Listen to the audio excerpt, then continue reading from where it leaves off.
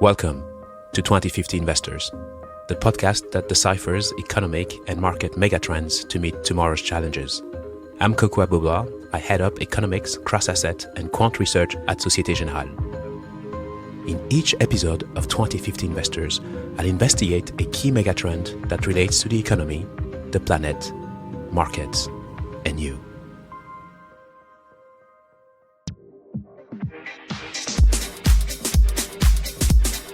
How do I look? You are fabulous, Siri. This new leather case really looks good on you. A smart case on a smart phone. Pun intended. Thank you, but I don't know if this is really me, you know? I'm still torn between the smart battery case, the green biodegradable one, and the latest and very popular case by Gucci. Really? Why? Because I'm worth it. Okay, Siri, as long as you don't wear a new case for every episode. Should I remind you of the proverb, clothes don't make the man? I should probably rephrase, smart cases don't make phones smart. Besides, you already have at least 10 cases in your drawer. Really funny. I beg to disagree. Mark Twain once jokingly said, "Clothes make the man.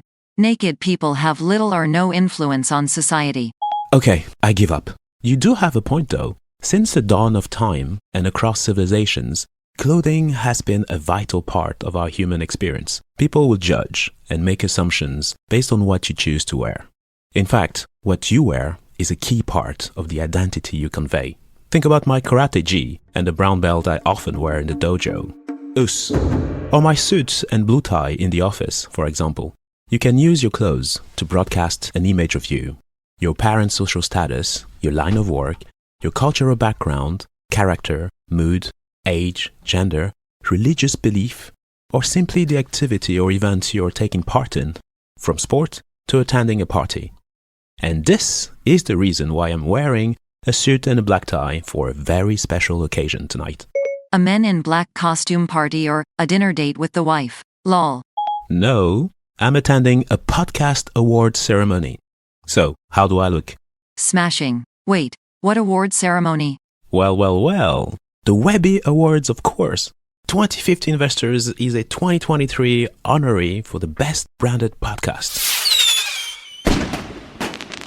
Our star-studded production teams and all the podcast superstars will be there on the red carpet, showing off their designer clothes on the runway.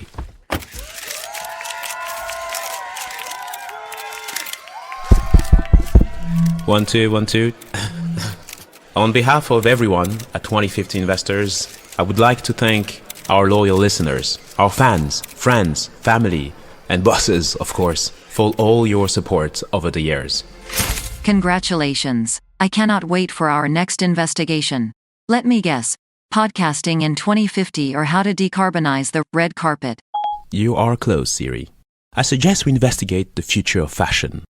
And calling it the green carpet won't be enough.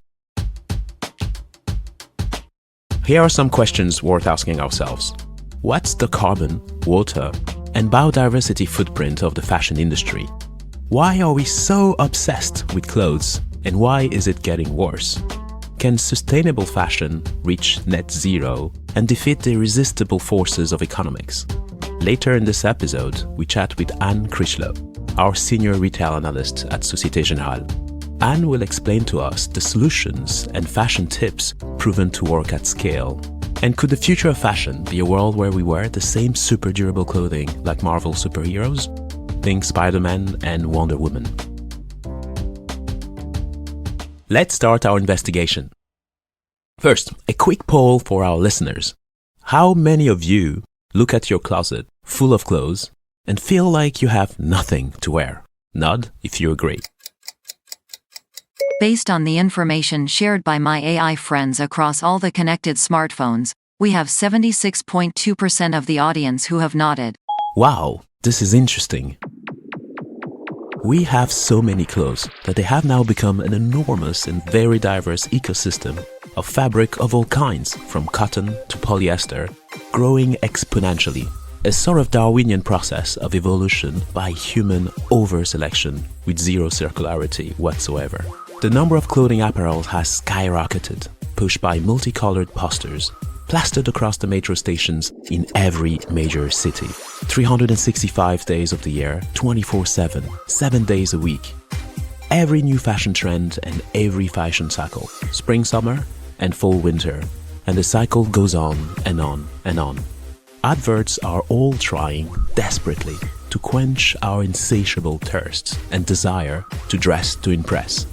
Following brands have now become universal. Gucci, Dior, Prada, Armani, Hermès, Louis Vuitton, Zara, H&M, Uniqlo, Gap, Primark, and so on. Of course, this is all happening with catastrophic consequences for the environment. Seawater pollution, landfills coupled with deplorable working conditions across the supply chains in developing countries. Are you not getting overly dramatic now? Unfortunately not. But before we get there, we need to talk about the history of clothing to understand our obsession with fashion. It sounds like you are calling Emily in Paris to the stand. Ha! Don't shoot the messenger, Siri. This might shock you, but we, humans, didn't always wear clothes. In fact, an article from the New York Times reports that scientists determined that humans lost their fur at least 1.2 million years ago. Meanwhile, another study by the University of Florida concluded that humans started wearing clothes about 170,000 years ago after the second to last ice age. Truly alarming. It's interesting that humans are the only species out of the estimated 8 million needing to wear clothes. Yes, indeed. When you look at the animal kingdom, lions, bears, pandas, cats, zebras, turtles, birds, Mother Nature seems to have taken care of their dress code. Clothes were a vital mechanism to protect humans from the harsh, cold climate after migrating out of Africa. Okay, I get it. You guys lost your fur, then you stole it from other animals to get warm. Classic. Touché. Today, isolated indigenous people in tropical climates continue to be without clothing in many everyday activities. Meanwhile, let's not forget the nudist community calling us to return and embrace our natural state. You mean back to the times of Adam and Eve in the Garden of Eden? Keep me out of it. So how did you get so obsessed with clothes? To really grasp this changing mindset, I suggest you read this great novel, Au bonheur des dames, or Lady's Delight, by French author Émile Zola. It tells the fascinating story of a 20-year-old woman who comes to Paris to work as a saleswoman at the department store Au bonheur des dames. These stores were a new and innovative concept at the time of the Industrial Revolution. The model was based on the following principles: mass advertising, large discounts, abundance of choices, home delivery, a system of refunds, reading rooms, and economies of scale. It marked the beginning of consumerism as opposed to consumption. Customers could live out their intoxicating fantasies and succumb to their buying impulses. This eventually drove smaller specialty shops out of business. These massive department stores are now everywhere. Indeed, this was also the beginning of the end for the planet. I came across an interesting article from the worldbank.org entitled, "How much do our wardrobe cost to the environment?" Here are some key facts. Now, Siri, do you want the blue pill or the red pill? I.e. the propaganda or the truth and nothing but the truth? The green one, please. Smart choice. Okay, here we go. Take my favorite pair of blue jeans in my closet, for example. The UN Environment Programme, UNEP, says it takes roughly 3,800 liters of water to make my pair of jeans. The carbon footprint across its supply chain is 33 kilograms of CO2 equivalent, not far from what it takes to produce 1 kilogram of beef. But other sources put this figure even higher. The UN also estimates that a single pair of jeans requires a kilogram of cotton, which uses 7,500 to 10,000 liters of water throughout the production chain. In context, that's about 10 years worth of drinking water for one person, or 10,500 milliliter bottles of water. Now, for the whole industry, the UNEP and the Ellen MacArthur Foundation have some interesting facts. Fact number 1. talking about water. The fashion industry uses 93 billion cubic meters of water. 20% of wastewater worldwide comes from fabric dyeing and treatment. Fact number 2. At the current pace, our global consumption of apparel will grow from 62 million metric tons in 2019 to a monstrous 102 million tons in 10 years. This is even more alarming as the fashion industry is responsible for 10% of global carbon emissions, more than all international flights and maritime shipping combined. Wow, and at the current pace, it will increase by 50% by 2030. Fact number 3. This last one is even more shocking, so hold on to your pearls. Of the total fiber input used for clothing, 87% is incinerated or disposed of in landfills, mostly in parts of Africa or Southeast Asia. You heard me right, 87%. Moreover, every year we drop 500,000 tons of plastic microfibers into the ocean, the equivalent of 50 billion tons of plastic bottles. These fibers cannot be extracted from water, and they have entered our food chain and even our blood cells. We discussed this alarming issue in the Life in Plastics episode. So, we've learned that clothes are a recent phenomenon for humankind, after shedding our literal coat to adorn ourselves in the latest garments, even fur, and that the clothing industry is a major pollutant. But when did we all go gaga for fashion? And why is it getting worse? This is the second question we now need to investigate.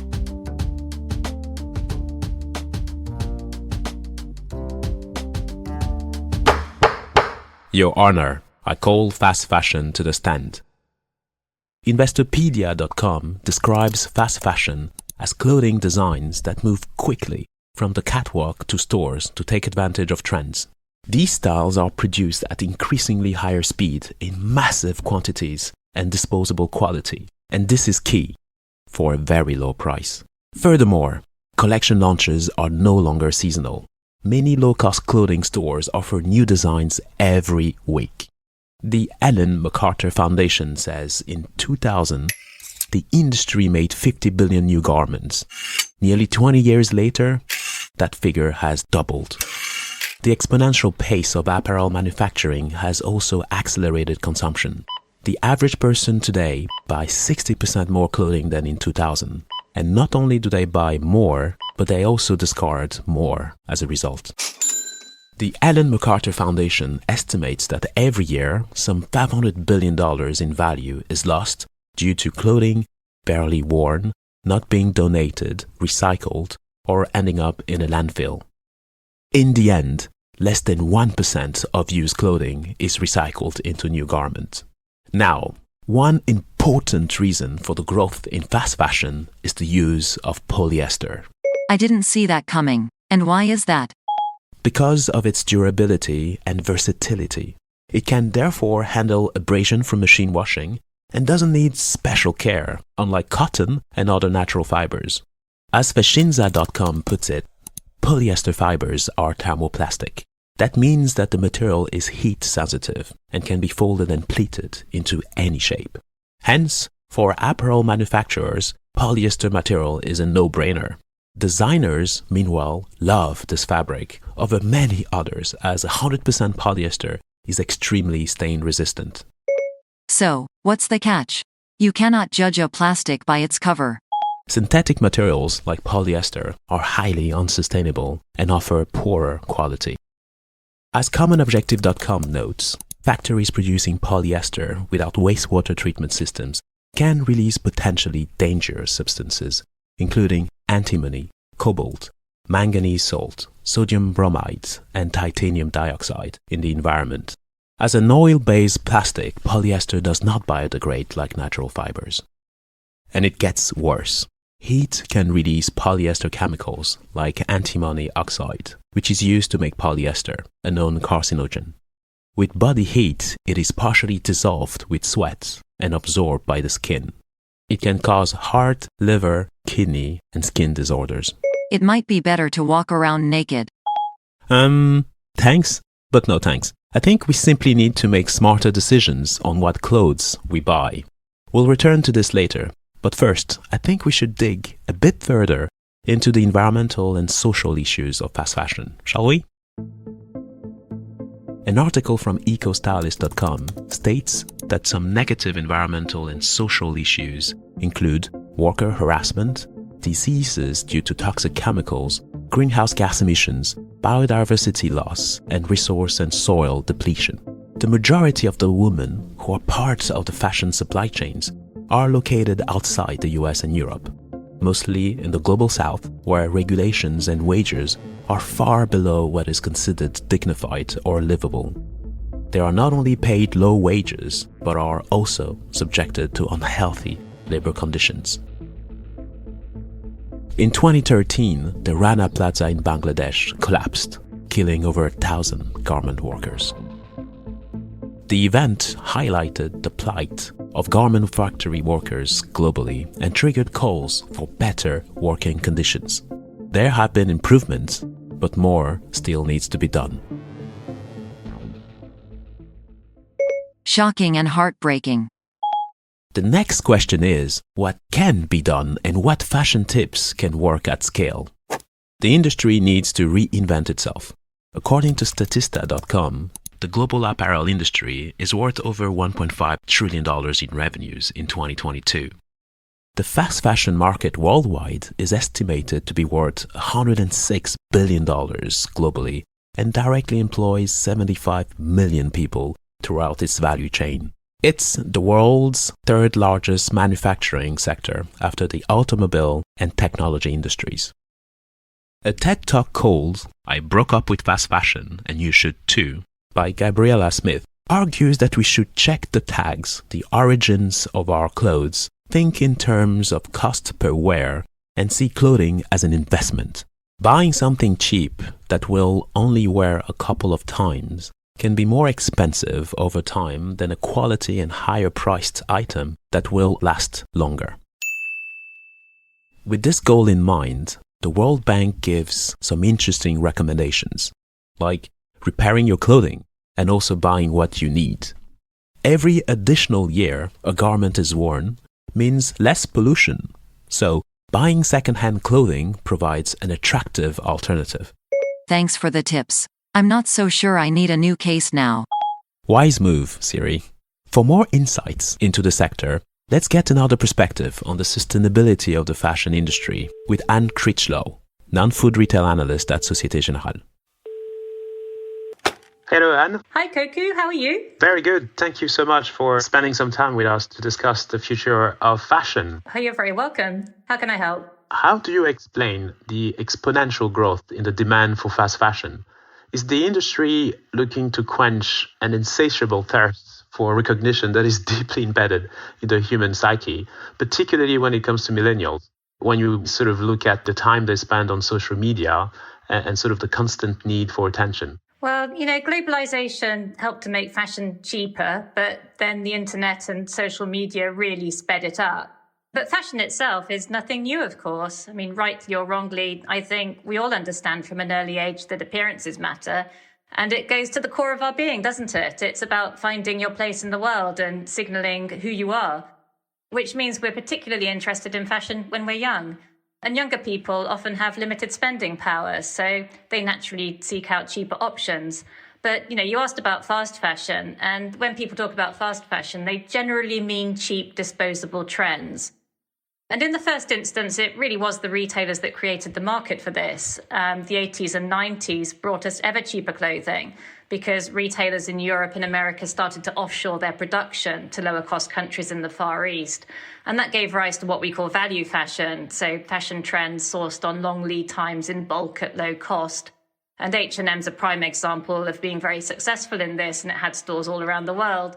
Primark then offered even lower prices simply by accepting lower margins than H&M. And then we had a few decades of imported clothing price deflation. Clothing just got cheaper and cheaper. But most of the product was designed up to a year ahead of the season, so it wasn't really fast at all at this point. And there were very few exceptions to this.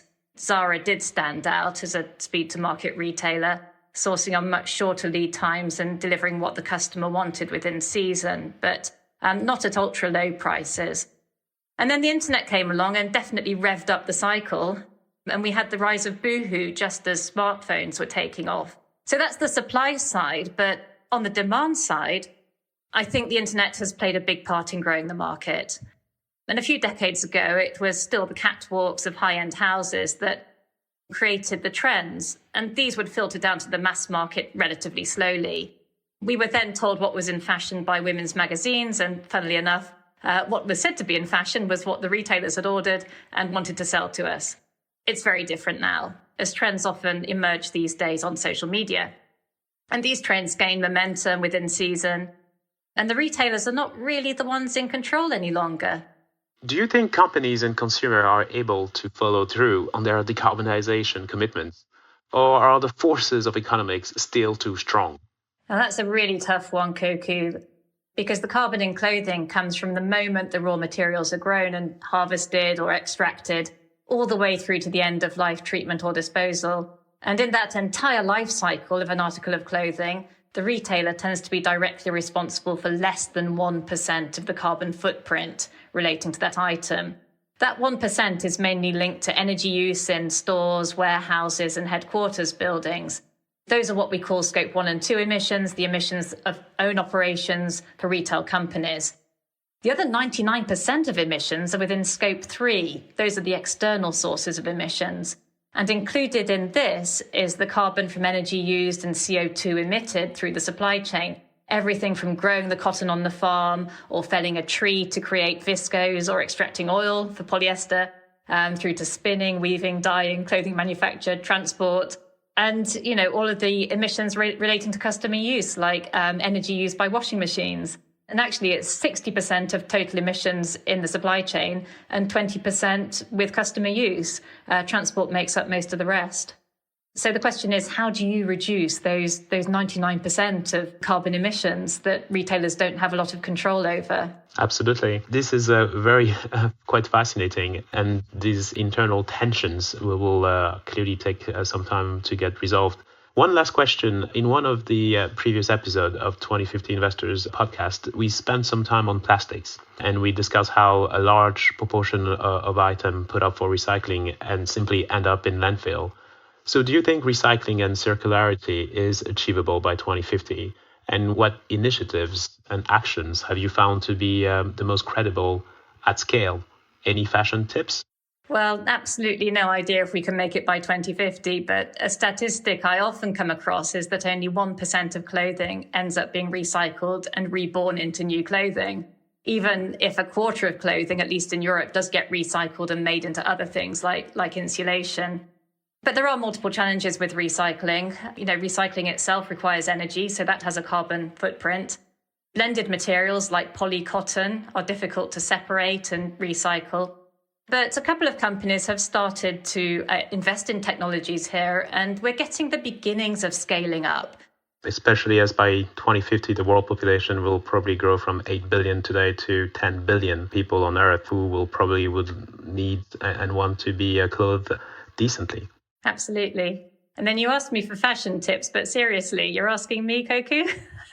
The trend that did make me laugh recently is the Y2K trend, because the styles from the early 2000s, believe it or not, are making a comeback. So if you're interested, that's baggy jeans and hoodies for men. But I don't think I'll be going back there myself.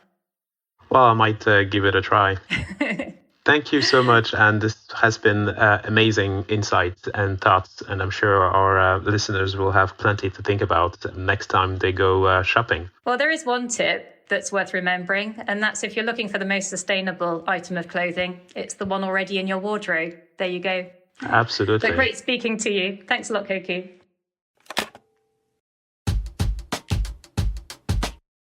Here's a reflection from Quora.com on fashion versus self. When you say that someone is being worn by their clothes, it means that the person is trying too hard. You can't stop seeing the clothes and don't notice the person underneath. The clothes are so noticeable that you can't take your eyes off them. With this in mind, I will therefore conclude this episode with the following proverb. Wear the clothes. Don't let the clothes wear you.